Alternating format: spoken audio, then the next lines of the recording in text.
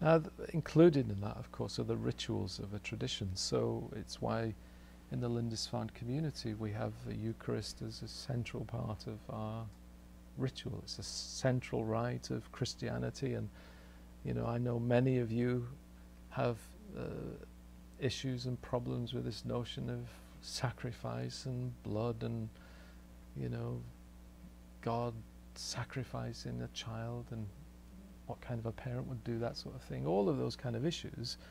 But nonetheless, that's the central rite of our tradition, and we live in dialogue with it. The fifth aspect of new monasticism, of the spirit of monasticism, it seems to me to be a concern for the poor and the marginalized. Remember the saying of Jesus, the poor you always have with you, and that's true. And in every aspect of monasticism, wherever it's found, you see this compassionate concern for the poor.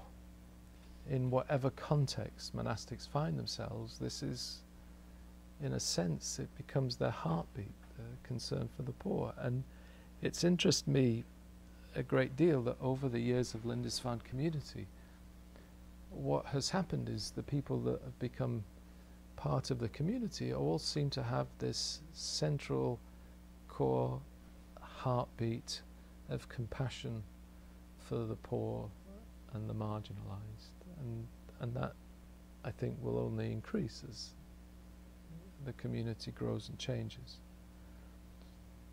Now, those who are marginalized differ in each culture. Monasticism at its best has always been on the cutting edge, and wherever the marginalized are, then monasticism has been seeking justice for the marginalized. So you're familiar with the stories of Jesus and the marginalized in Jesus' time: lepers, tax collectors, women, sex workers, outsiders, children. You could just think of all of the stories collected there in the Gospels, and those are the things, the people that Jesus is concerned about. That's the marginalized in his time. Now, it would seem silly to me to say, okay, what we need is a ministry to lepers in Ithaca, New York, right? That's missing the point, right? Last time I looked, I didn't think there were many lepers in Ithaca, New York.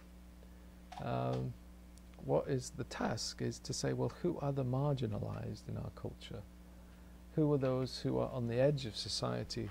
Who are the scapegoats in our culture? And that's those for whom we give voice and those for whom we have compassion. And more about that when I talk about the distinctives of our community. And then the sixth aspect of the spirit of monasticism is a Catholic or ecumenical spirit. Monasticism always seems to be an expansive movement. It's not exclusivist, it's not focusing on we and only we have the truth. It's this connectedness, this Catholicity, this ecumenism that connects with others. And so I expressed all that in this paper for the Wesleyan Philosophical Society, and what I argued was that early Methodism was actually a form of new monasticism, that it was a kind of a mix of a kind of Franciscan spirit of taking the message of Christ onto the streets, but it was also cenobitic. It was connecting people in the Methodist class system, small groups. That still seems to me to be true 10 years down the road. So I'll just read them again to try and fix them in your mind. What is it about monasticism? Well, the spirit of monasticism is in these six things. It's a seeking enlightenment, union with God. Number two, it's a rule of life which is shared in the community. The third is a focus on spiritual disciplines. The fourth is connectedness to a tradition through the rituals of a tradition. The fifth is concern for the poor and the marginalized. And the sixth is a Catholic or an ecumenical spirit, an expansive spirit. Now, not all forms of monasticism have all of those six in equal measure. Some of them are much stronger in some than others. Would it still be a monasticism if it only had 5 of the 6? Well, probably yes. About 4 of the 6? Well, maybe. What if it only had 3 of these 6? Well, yeah, maybe. When you get down to 2 and 1, well, it may not be monasticism, but who knows?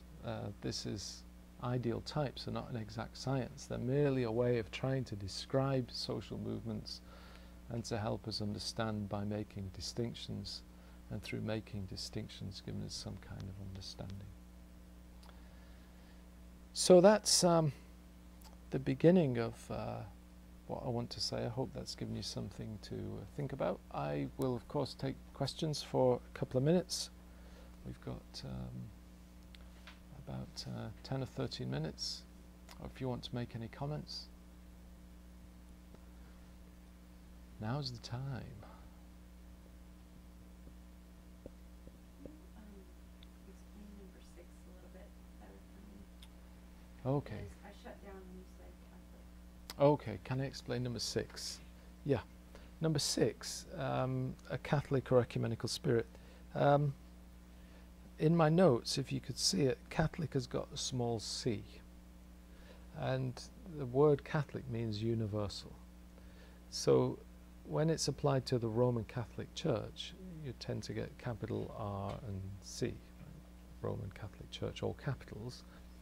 And the claim by the Roman Catholic Church is they're the universal church, right? So in popular speech, when people say Catholic, they often are using that as shorthand for the Roman Catholic Church. I was using it not in that sense, but in the sense of universal. So in the creed it says the one holy Catholic Apostolic Church. It's not, at least in my reading it, it's not the one Roman Catholic Church, it's the one universal church, whatever that is. It's bigger than any one particular church or denomination or claim. So a Catholic spirit is a universal spirit.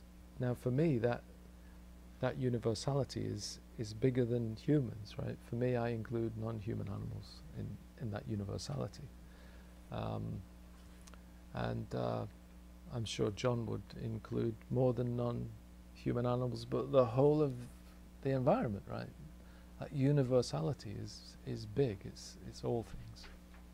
And I think that when you look at monasticism, you begin to see that these people who, and these aspects are all deeply interconnected, so these people who are finding this union with the divine, who are doing these spiritual disciplines, who walk according to this rule, who have a concern for the poor and the marginalized, also have this expansive, universalistic, I call Catholic spirit, right?